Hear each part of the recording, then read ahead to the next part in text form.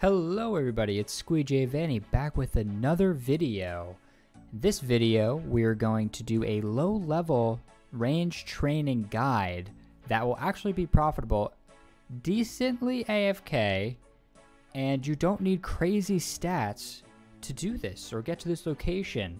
The requirements for this strategy, you need to do the Fremennik Trials quest. That's probably the biggest requirement. I'll pop up the requirements for that quest. We also need to start Fremennik Isles, but we don't need any of the actual requirements for that quest. We just need to start to travel to the location we're going to go to. We need the Dwarf Cannon quest. This is a must need, so definitely complete this quest if you want to do this guide. And also, you want a long-ranged weapon. I prefer the crossbow. It's probably the best option here.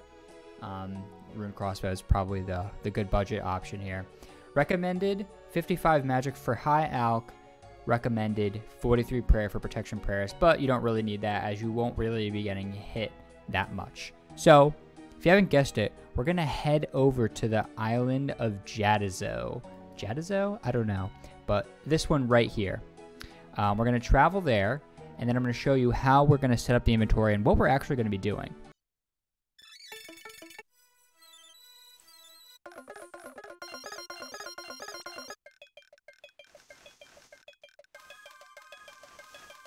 You're going to want to go over to the northernmost dock and chat with moored gunners and go to Jadazo. Won't cost you any money to go there. Alrighty, so we've made it to the island of Jadazo, and just so you know, for convenience purposes, there's a bank right here in the main part of the island, and where we're going to go is travel a little bit north to this area where there's going to be ice troll and ice troll runts, and that is what we're going to be killing. We're going to be cannoning them, and we're going to also hide behind these rocks here and range them for extra XP an hour. So this is how I normally set up my inventory for this. So obviously we need the dwarf cannon, a bunch of cannonballs, bring some range potions. This is optional, the prayer potion, just in case of emergencies. You could drink a sip of this and pray if you need it. But you most likely won't need it. And then I would just bring a bunch of cheap food. I like to go with monkfish. I feel like you get good bang for your buck with them. And then also down here in my rune pouch, I have air runes, fire runes, law runes. So the high alch runes I have, those will make the trips longer. I don't have to bank as often. But if you don't have high alch, that's okay. You can just bank the items and sell them in the Grand Exchange. And then I also have the air runes, so I could telegrab. So this is optional as well. I find it to be a little bit more efficient just telegrabbing. Also, it saves you health because we're going to be safe spotting them.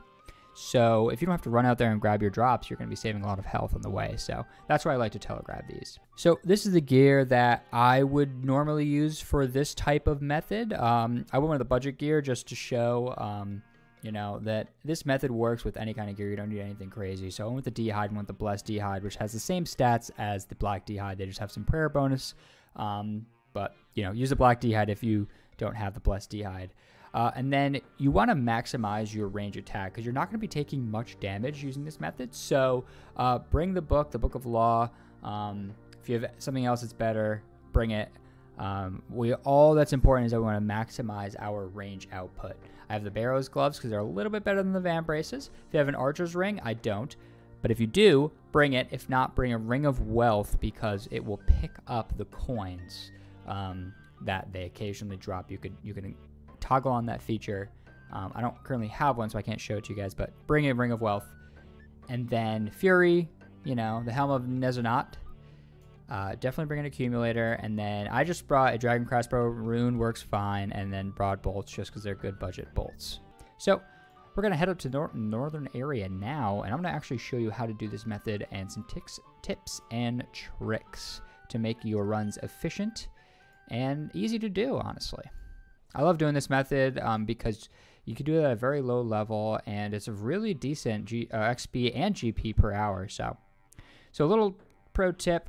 When we walk over there, you could pray range because most of the damage you'll take is from these rangers. So praying range will negate all of the attacks. We have some meleeers over here, but that's nothing to worry about.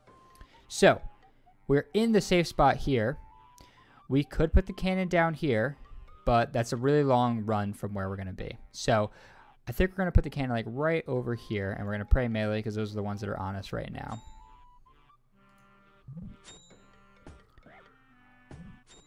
So this is probably where you're going to take the majority of the damage just because you're out there for so long. But aside from this, you should not be taking much damage at all.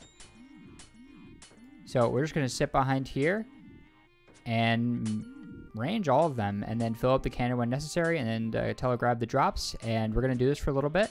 We're going to calculate some rates, see how much money we make, and then I'll get back to you guys. All right, we got our first big drop, the Granite Shield. So this is one of the better drops. This, along with the Rune Kite Shield, one of the biggest drops you can get. So, little pro tip here, as we get a Rune Warhammer drop. So sometimes, as you can see, the range in the Dwarf Cannon is quite large, and you can miss drops if they fall on the outskirts here. So you can go into your settings here, click All Settings, and update your valuable drop counter, and I usually put it at like 10,000, and that way you'll get a little notification in your chat box if you get one of these valuable drops, and if they're out of range, you know, to go look around for it, because occasionally that will happen if you do this for long enough. Alright, so we're gonna wrap up this trip shortly here. We've been here about 20 minutes, we're running out of food, so we'll gather up the last of this these kills here, gather our stuff, go back to the bank, calculate what we made.